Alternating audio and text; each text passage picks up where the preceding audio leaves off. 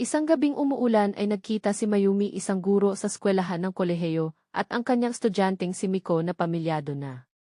Mainit na tagpo kaagad ang naganap, sabik na sabik may init na tagpo ang makikita sa isang maliit na upuan sa park kung saan sila madalas na nagtatagpo at gumagawa ng kababalaghan.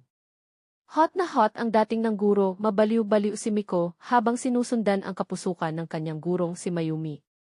Hindi nagtagal ay nagyaya si Mayumi na pumunta sa hotel. Halika na Miko, hindi ako makabuelo, dalhin mo naman ako sa isang malambot na higaan. Ipapakita ko sa'yo at ipaparamdam ang dibis ko sa kama. Habang sila ay naglalakad hindi mapigilan ng guro ang init ng kanyang katawan, hindi makapaghintay hanggang makarating sa isang hotel. Masayang-masaya sila sa ilalim ng ulan, habang ang pamilya ni Miko ay naghihintay sa pagdating niya para makakain.